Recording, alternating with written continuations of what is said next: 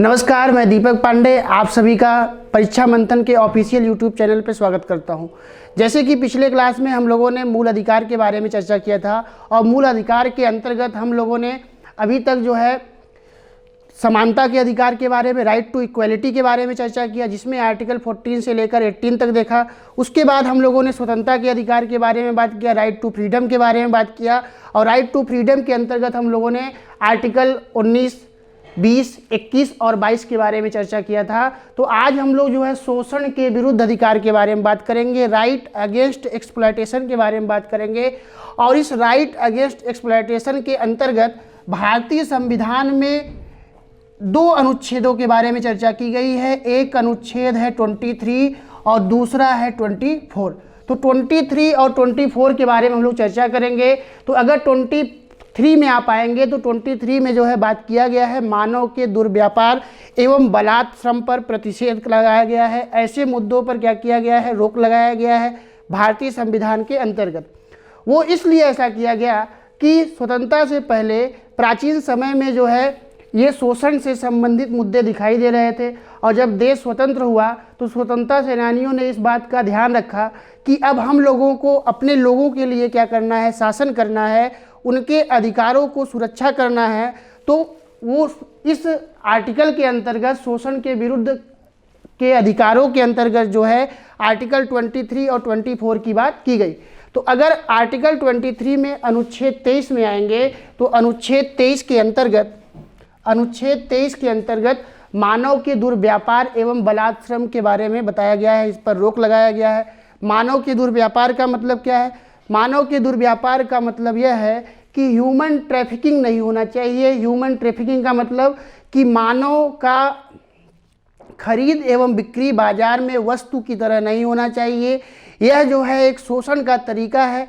इस शोषण को रोकने के लिए भारतीय संविधान में आर्टिकल 23 या अनुच्छेद 23 की बात की गई है। तो अनुच्छेद 23 के अंतर्गत आइए हम लोग सबसे पहले बात करते हैं। तो अनुच्छेद 23 के अंतर्गत मानव दुर्व्यापार एवं बलात् श्रम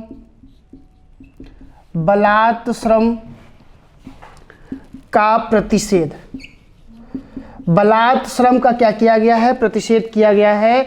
तो बेसिकली इस आर्टिकल के अंतर्गत 23 के अंतर्गत यह बताया गया है कि बाजार में मानव का दुर्व्यापार नहीं होगा। आप देखते होंगे कि छोटे बच्चों को, छोटे बच्चियों को, महिलाओं को मार्केट में क्या कर दिया जाता है, क्रय विक्रय किया जाता है, उनके आर्गन्स का, उनके अंगों का जो है व्यापार किया जाता है।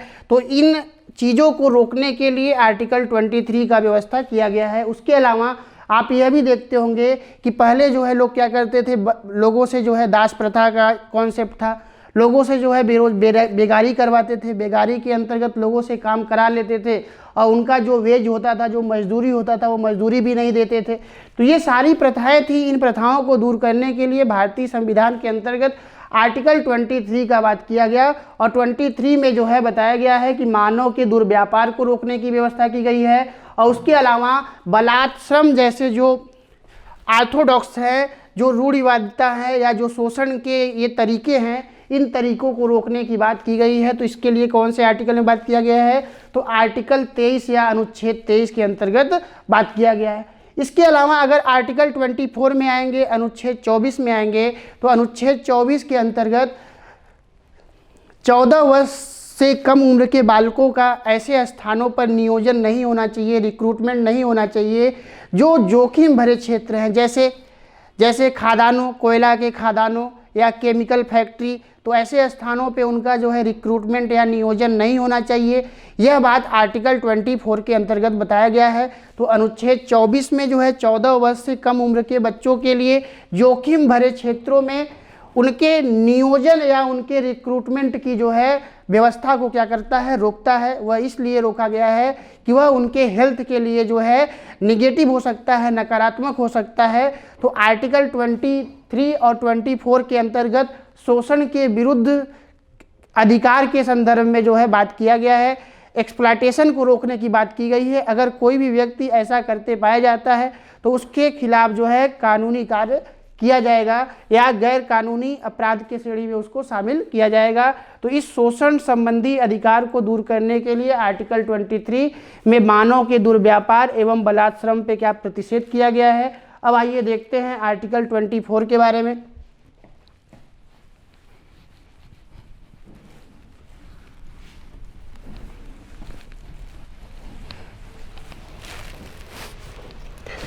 आर्टिकल 24 पे आएंगे तो अनुच्छेद 24 के अंतर्गत यह बताया गया है 14 वर्ष से कम आयु के बालकों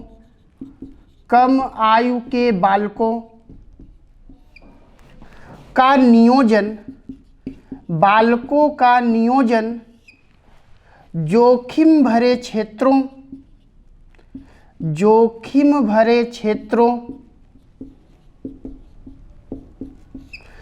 में प्रतिषेध है, में क्या है, रोक है।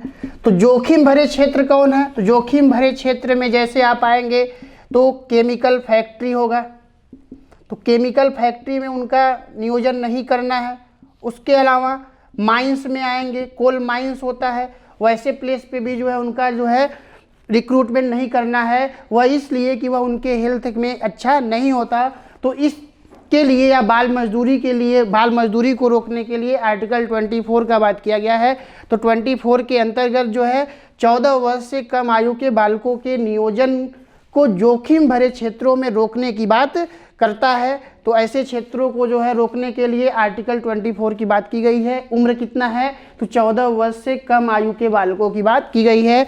तो शोषण के विरुद्ध अधिकार के अंतर्गत हम लोगों ने आर्टिकल 23 के बारे में बात किया। आर्टिकल 23 में हमने बताया कि बाजार में ह्यूमन ट्रैफिकिंग जैसे मानव के आर्गन्स को खुले बाजार में खरीद बिक्री किया जाता है, दास प्रथा, गुलाम प्रथा, इन सभी प्रथाओं को, बेगारी को रोकने की बात की गई है।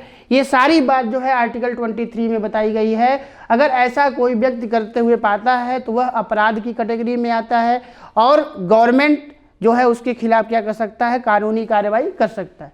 उसके अलावा आर्टिकल 24 में जो है बात किया गया है कि 14 वर्ष से कम आयु के बच्चों का नियोजन या रिक्रूटमेंट ऐसे जोखिम भरे स्थानों पर नहीं होना चाहिए जो उनके हेल्थ के क्या हो, अगेंस्ट में हो या हेल्थ के उनके विपरीत हो। जैसे जोखिम भरे क्षेत्र कौन से होंगे? जैसे केमिकल फैक्ट्री, रसायन फैक्ट्री, या उसके अलावा माइंस हो गए, कोल माइंस हो गए। तो ऐसे स्थानों पे बच्चों का जो है रिक्रूटमेंट नहीं होना चाहिए। यह जो है बात किसमें बताया गया है? तो आर्टिकल 23 और 24 के अंतर्गत बात की गई है। अब आइए हम लोग देखते हैं धर्म की स्वतंत्रता का अधिकार या धार्मिक स्वतंत्रता का अधिकार। तो धार्मिक स्वतंत्रता के अधिकार के अंतर्गत हम लोग क्या करते हैं, बात करते हैं।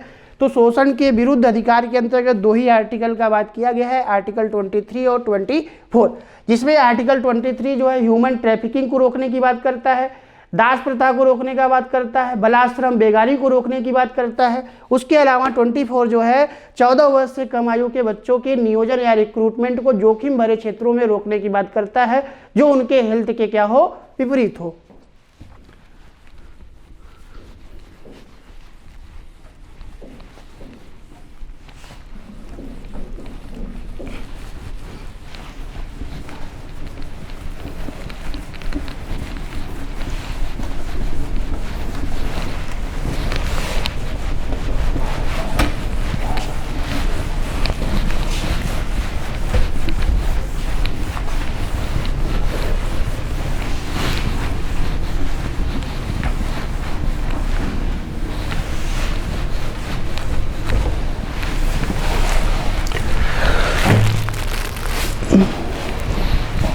नेक्स्ट अधिकार है धार्मिक स्वतंत्रता का अधिकार।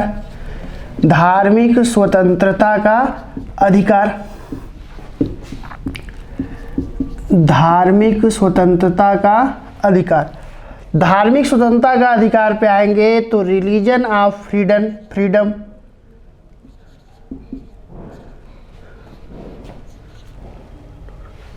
Right to religion of freedom, right to religion of freedom के बारे में या धार्मिक स्वतंत्रता के अधिकार के बारे में हम लोग बात करेंगे। तो धार्मिक स्वतंत्रता के अधिकार के अंतर्गत हम लोग अनुच्छेद 25 से लेकर अनुच्छेद 28 तक बात करेंगे। तो अनुच्छेद 25 देखेंगे, इसी में अनुच्छेद 26 देखेंगे, अनुच्छेद 27 देखेंगे, अनुच्छेद 28 देखेंगे। तो ये 4 अनुच्छेदों का चर्चा हम लोग धार्मिक स्वतंत्रता के अधिकार के अंतर्गत बात करेंगे। तो अगर धार्मिक स्वतंत्रता के अधिकार के अंतर्गत बात करेंगे तो धार्मिक स्वतंत्रता के अधिकार में जो है एक धार्मिक शब्द का यूज किया गया है, एक स्वतंत्रता का यूज किया गया है, और दूसरा क्या है, तीसरा क्या है, अधिकार शब्द है।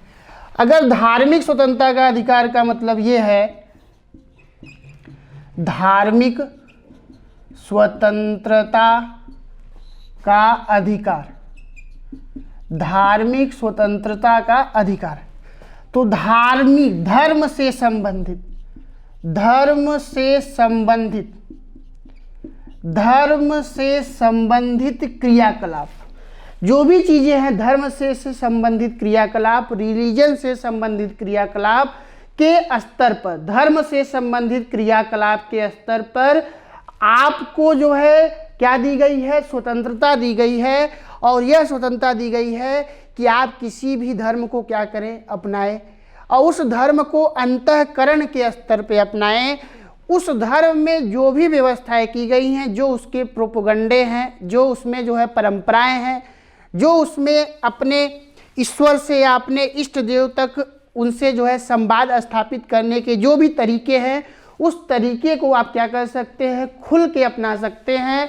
इस आधार पर भारतीय संविधान आर्टिकल 25 से 28 के अंतर्गत जो है यह व्यवस्था करता है, और इसमें किसी भी प्रकार का जो है कोई व्यक्ति या कोई राज्य जो है किसी प्रकार का इंटरफेयर नहीं कर सकता। ये आपके अधिकार है जो भारतीय संविधान के अंतर्गत धार्मिक स्वतंत्रता के अधिकार के अंतर्गत जो है बात की गई है। तो अगर धार्मिक स्वतंत्रता के अंतर्गत बात आएंगे तो अनुच्छेद 25 में प्रत्येक व्यक्ति को अंतःकरण की स्वतंत्रता है। अंतःकरण की स्वतंत्रता के अंतर्गत वह धर्म में किसी भी धर्म को क्या कर सकता है, अपना सकता है। धर्म के अंतर्गत जो भी परंपराएं हैं, जो भी पूजा पाठ के अपने तरीके हैं, उस पूजा पाठ के तरीके को जो है क्या कर सकता है, अपना सकता है।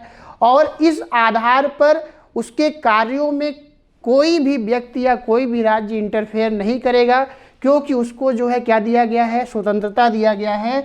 तो आर्टिकल 25 में अनुच्छेद 25 में यही बताया गया है कि कोई भी व्यक्ति किसी भी धर्म को अपनाए, उस धर्म में जो भी तरीके बताए गए हैं, पूजा पाठ का अपना तरीका बताया गया है, उसमें जो परंपराएं हैं, जो ट्रेंड है, अपने इष्ट देव से संपर्क स्थापित करने की जो तरीके बताए गए हैं, उस तरीके को आप अपना सकते हैं। उसमें किसी भी प्रकार का जो है इंटरफेयर नहीं किया जा सकता है। तो इसको क्या करना है, आपको ध्यान में रखना है। उसके बाद अगर आप 26 पे आएंगे तो आर्टिकल 26, तो आर्टिकल 26 के अंतर्गत जो है बताया गया है धार्मिक कार्यों के प्रबंधन के स्तर पर।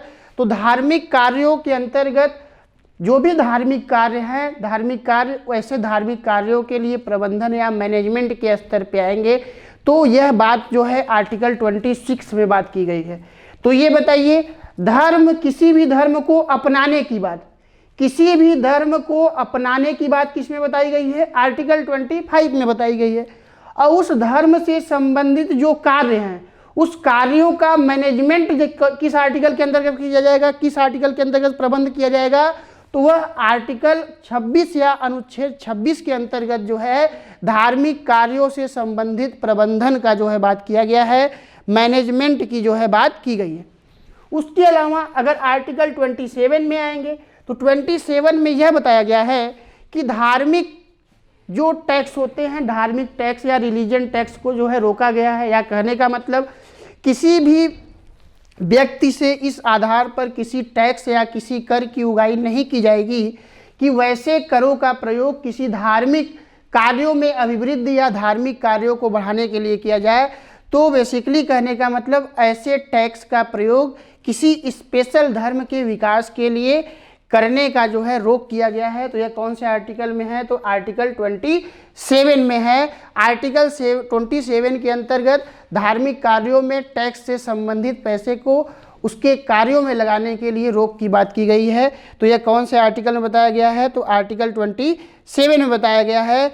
उसके अलावा अगर आप 28 में आएंगे तो 28 में क्या बताया गया है? 28 में यह बताया गया है कि धार्मिक स्वतंत्रता या शिक्षण संस्थाओं के बारे में स्वतंत्रता का बात किया गया है कि जैसे धार्मिक मामले में जो शिक्षण संस्थाएं हैं वैसे शिक्षण संस्थाओं के बारे में स्वतंत्रता की बात की गई है।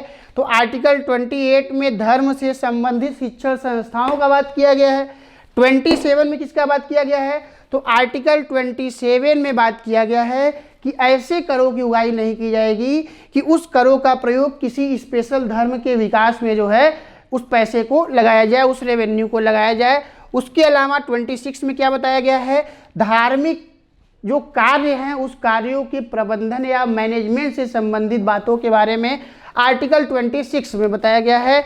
उसके अलावा अगर आर्टिकल 25 में आएंगे तो 25 में यह बताया गया है कि कोई व्यक्ति किसी भी धर्म को अपना सकता है और उस धर्म में बताए गए जो भी तरीके हैं उस तरीके को भी अंतःकरण के रूप में क्या करेगा? अपनाएगा। उसमें किसी भी प्रकार का इंटरफेयर या हस्तक्षेप नहीं किया जाएगा। हर व्यक्ति इस स्तर पे क्या है? स्वतंत्र है, स्वतंत्रता है, उसको फ्री है, उसको जो है फंडामेंटल राइट्स के रूप में ये अधिकार रिलीजन संबंधी अवेलेबल कराए गए हैं। तो आइए जो है इसको जो है इस की पॉइंट को समझ लेते हैं। सबसे पहले 25 को देखते हैं, फिर जो है 26 को देखते हैं, फिर 27 और 28 को देखते हैं।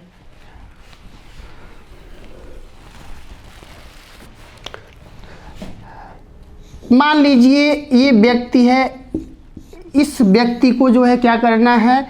कोई धर्म अपनाना है, किसी धर्म को क्या करना है? अपनाना है, किसी धर्म को अपनाना है। वो धर्म चाहे हिंदू हो, चाहे इस्लाम हो या ईसाई हो, कोई भी धर्म हो, अगर किसी व्यक्ति को एक धर्म अपनाना है तो उस धर्म को अपनाने के लिए कौन सा आर्टिकल का बात किया गया है?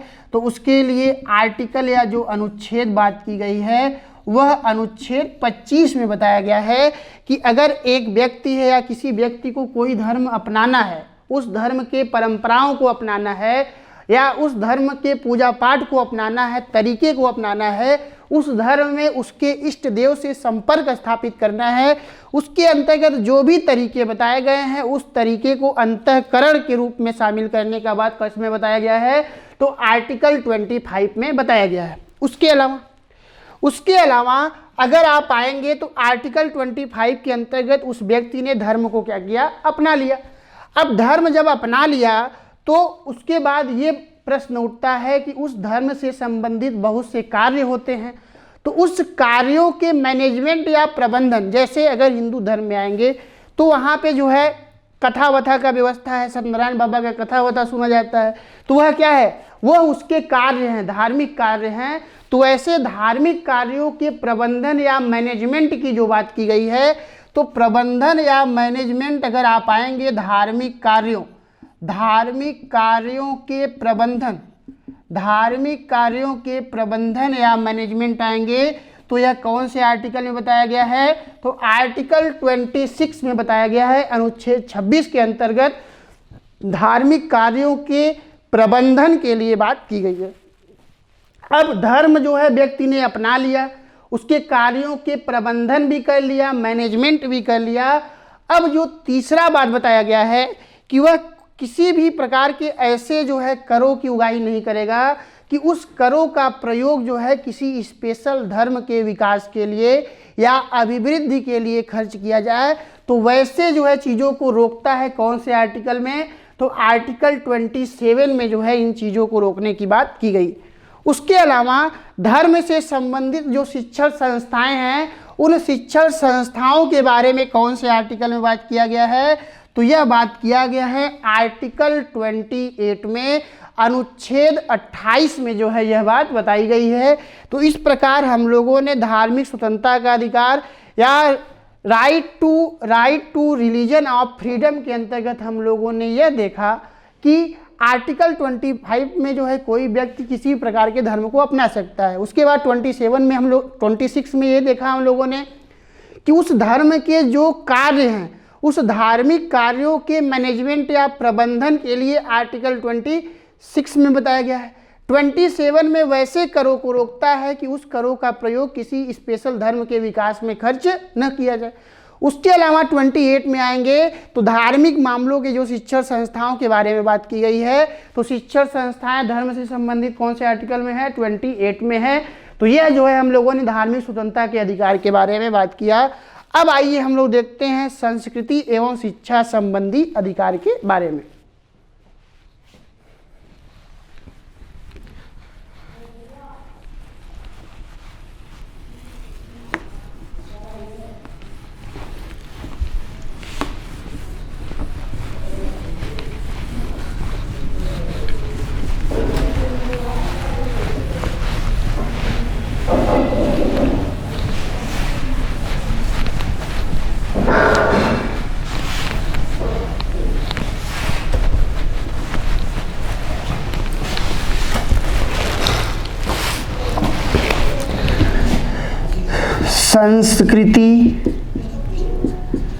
संस्कृति एवं शिक्षा संबंधी अधिकार। संस्कृति एवं शिक्षा संबंधी अधिकार। संस्कृति एवं शिक्षा संबंधी अधिकार या cultural and educational right. Cultural and educational right पे अगर आप आएंगे, कल्चरल एंड एजुकेशनल राइट पे आएंगे तो आइए हम लोग देखते हैं ये कल्चरल एंड एजुकेशनल राइट है क्या।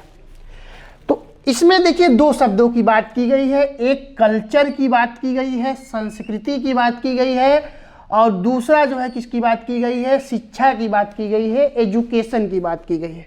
तो क्वेश्चन ये उठता है कि आखिर ये किसके संस्कृति की बात की जा रही है और किसके एजुकेशन की बात की जा रही है। तो संस्कृति अगर शिक्षा पे आप आएंगे तो सबसे पहले इसी में जो है हम लोग कितने आर्टिकल तक पढ़ेंगे? तो इसके अंतर्गत हम लोग पढ़ेंगे अनुच्छेद 29 और अनुच्छेद 30 के बारे में हम लोग क्या करेंगे? चर्चा करेंगे। तो अगर संस्कृति एवं शिक्षा संबंधी अधिकार पे आप आएंगे तो इसी में जो है अल्पसंख्यक निकलेगा। किसके संस्कृति एवं शिक्षा की बात किया जा रहा है? तो जो अल्पसंख्यक वर्ग है, जो माइनॉरिटी है, अल्पसंख्यक वर्ग है, उस अल्पसंख्यक वर्ग के संस्कृति एवं शिक्षा, संस्कृति एवं शिक्षा की बात की जा रही है। किसके? अल्पसंख्यक वर्ग, जो माइनॉरिटी है, संख्या में जो लोग क्या हैं? कम हैं, ऐसे लोगों के कल्चर और एजुकेशन की बात की जा रही है। मेजॉरिटी का बात नहीं किया जा रहा है, यहाँ माइनॉरिटी का बात किया जा रहा है, अल्पसंख्यक वर्ग का बात किया जा रहा है। तो अल्पसंख्यक वर्ग के एजुकेशनल और कल्चरल राइट की बात की जा रही है। तो आखिर प्रश्न ये उठता है कि क्यों माइनॉरिटी के एजुकेशनल और कल्चरल राइट का बात किया जा रहा है, मेजॉरिटी के कल्चरल और एजुकेशनल राइट का बात नहीं किया जा रहा है? तो वो इसलिए कि जो माइनॉरिटी हैं, माइनॉरिटी या अल्पसंख्यक जो हैं, वह बहुसंख्यक की तुलना में क्या है? कम है। अगर वह बहुसंख्यक की तुलना में उनकी जनसंख्या पॉपुलेशन कम है तो हम कहेंगे कि वह समुदाय क्या है? अल्पसंख्यक है, माइनॉरिटी है। किसके कंपैरिजन में? तो बहुसंख्यक के कंपैरिजन में। अगर आप अल्पसंख्यक पे आएंगे तो भारतीय संविधान में इसके लिए दो आधार बताए गए हैं। इसके लिए कितने आधार बताए गए हैं? तो इसके लिए दो आधार या दो बेसिस बताए गए हैं। एक आधार क्या बताया गया है? एक आधार बताया गया है धर्म के आधार पर। किसके आधार पर? धर्म के आधार पर, रिलीजन के आधार पर अल्पसंख्यक, और दूसरा जो है बताया गया है लैंग्वेज के आधार पर, भाषा के आधार पर। किसके आधार पर? भाषा के आधार पर। तो अगर भारतीय संविधान में आप जाएंगे, अल्पसंख्यक या माइनॉरिटी के कॉन्सेप्ट को समझेंगे तो माइनॉरिटी जो है दो आधार पर बताया गया है भारतीय संविधान में। वह दो आधार कौन से हैं? तो दो आधार, एक यह है कि धर्म के आधार पर अल्पसंख्यक होगा और किस आधार पे होगा, लैंग्वेज के बेसिस पे होगा, भाषा के आधार पर अल्पसंख्यक होगा। तो अगर धर्म के आधार पर अल्पसंख्यक की बात करेंगे तो हिंदू धर्म हुआ, इस्लाम धर्म हुआ या मुस्लिम धर्म हुआ और ईसाई धर्म हुआ। तो अगर धर्म के आधार पे आप काउंटिंग करेंगे लोगों का, तो हिंदू जो है क्या है, हिंदू बहुसंख्यक है, उनकी जनसंख्या क्या है, ज़्यादा है। और हिंदू के कंपैरिजन में मुस्लिम क्या है, कम है। तो हम यह कहेंगे कि हिंदू के कंपैरिजन में हिंदू क्या हुआ, बहुसंख्यक हुआ और मुस्लिम क्या हुआ, अल्पसंख्यक हुआ।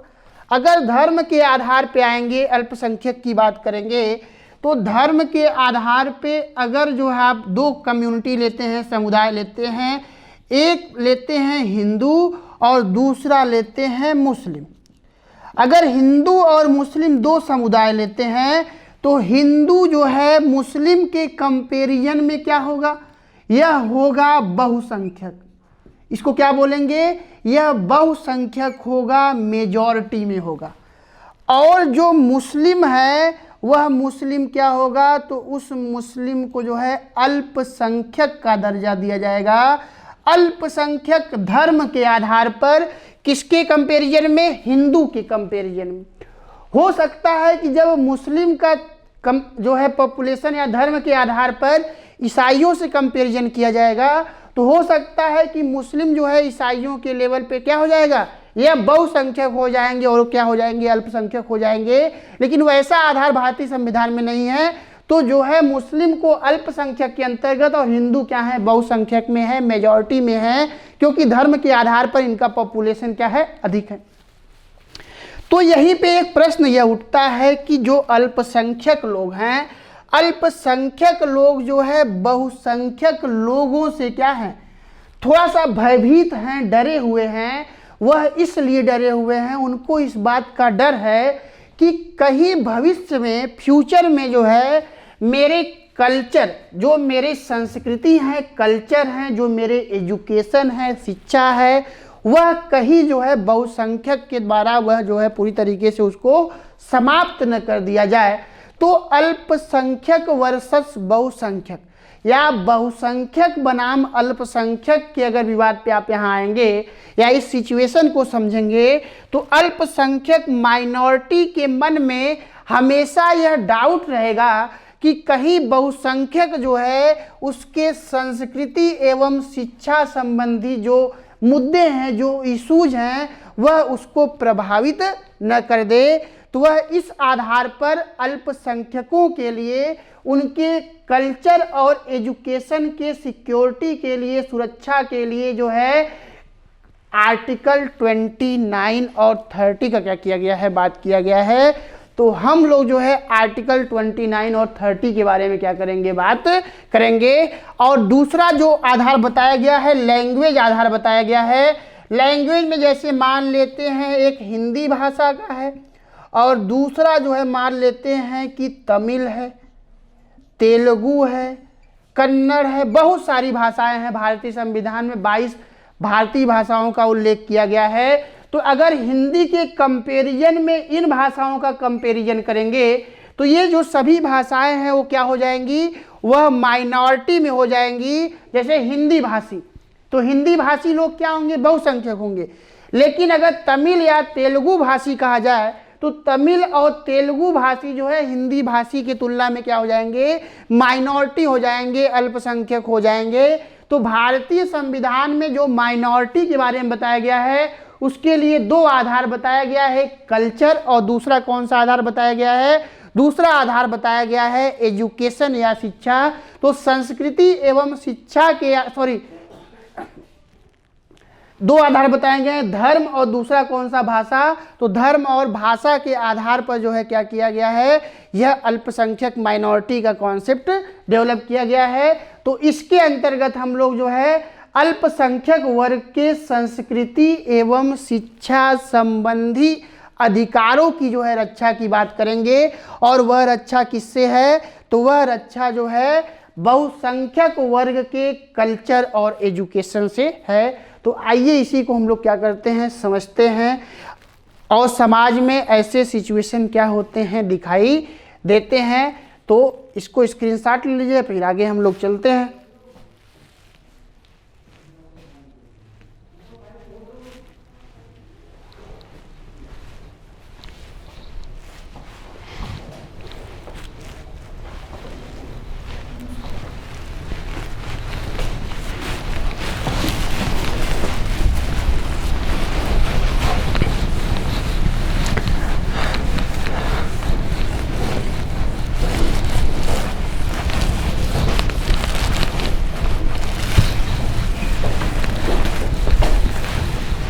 बैक काम कर ली।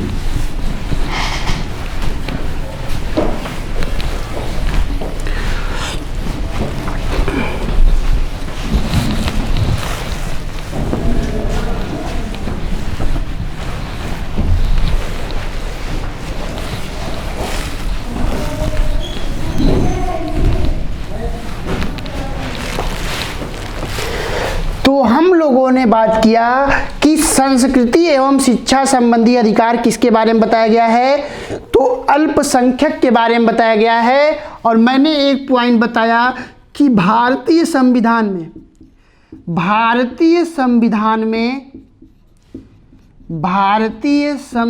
में अल्पसंख्यक या माइनॉरिटी होने के लिए दो आधार बताए गए हैं, दो बेसिस बताए गए हैं।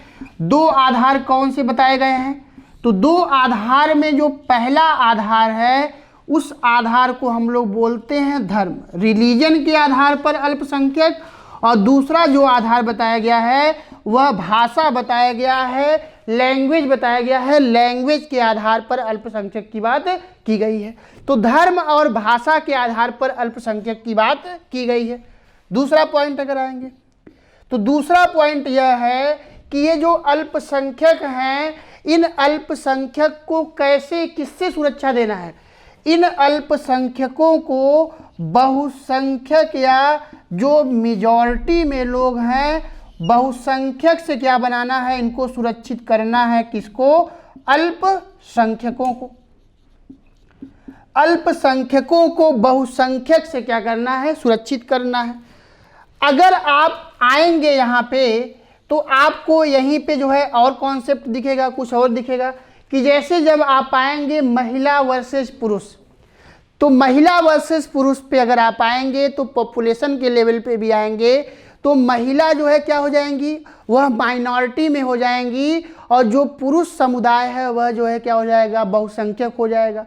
तो यह जो है प्राचीन समय से महिला वर्सेस पुरुष का भी जो है क्या हो रहा है, विवाद चल रहा है। कहीं ना कहीं जो है पुरुष समुदाय बहुसंख्यक होने के नाते या पितृसत्तात्मक समाज होने के नाते जो है महिलाओं के अधिकार क्या हुए हैं, उनसे प्रभावित हुए हैं। तो यहाँ पे भी जो है चीज़ों को जो है सुरक्षित करने की बात की जाती है, लेकिन इस आर्टिकल के अंतर्गत यह मुद्दा नहीं है। फिर उसके बाद अगर आप आएंगे तो लैंग्वेज के आधार पे आएंगे तो हिंदी भाषी बनाम तमिल, तेलुगु, कन्नड़ की बात आती है। तो उसी तरीके से आप देखे होंगे कि जो हिंदी है वह हिंदी जो है भारत का नेशनल लैंग्वेज नहीं है, राष्ट्रीय भाषा नहीं है, बल्कि एक ऑफिशियल लैंग्वेज है। वह इसलिए कि अगर उसको नेशनल लैंग्वेज बनाएंगे तो जो है और सारी भाषाएं डिमांड करना शुरू करेंगी कि तमिल, तेलुगु को क्यों जो है नेशनल लैंग्वेज न बनाया जाए। और लैंग्वेज के बेसिस पे जो है जब देश स्वतंत्र हुआ तभी से जो है क्या थे, यहाँ पे विवाद के सिचुएशन दिखाई दे रहे थे। उसके बाद अगर आप आएंगे तो सवर्ण वर्सेस दलित, जो सवर्ण समुदाय है और दलित समुदाय है इनके बीच भी विवाद दिखाई देता है कि सोसाइटी में ऐसा दिखाई देता है कि सवर्ण लोग क्या करते हैं, दलितों का शोषण करते हैं। तो बेसिकली कहने का मतलब यह है कि ऐसे लोग, ऐसे समुदाय जो क्या हैं, अल्पसंख्यक हैं, माइनॉरिटी में हैं, या जिनके पास जो क्या है, कमज़ोर लोग हैं, वैसे लोगों के या उनके हितों की सुरक्षा के लिए भारतीय संविधान या गवर्नमेंट के द्वारा जो है क्या किए गए हैं, व्यवस्थाएं की गई हैं, प्रोविजंस किए गए हैं। उन सभी मुद्दों के बारे में बात की गई है। तो हम लोग आज यहीं तक, इसके बाद जो है नेक्स्ट वीडियो में इस कल्चरल एंड एजुकेशनल राइट के बारे में बात करेंगे। तो इस कल्चरल एंड एजुकेशनल राइट में हम लोगों ने देखा कि भारतीय संविधान में माइनॉरिटी के लिए 2 आधार बताए गए हैं, एक रिलीजन और दूसरा लैंग्वेज। धर्म और भाषा के आधार पर माइनॉरिटी का कॉन्सेप्ट डेवलप किया गया है। और इसके अंतर्गत हम लोग बात करेंगे संस्कृति एवं शिक्षा संबंधी अधिकार के अंतर्गत आर्टिकल 29 और 30 की बात हम लोग करेंगे। तो नेक्स्ट वीडियो में करेंगे। तो धन्यवाद, हम लोग का क्लास यहीं तक। नेक्स्ट वीडियो में इसके आर्टिकल्स के बारे में हम लोग डिस्कशन करेंगे, चर्चा करेंगे। Thank you.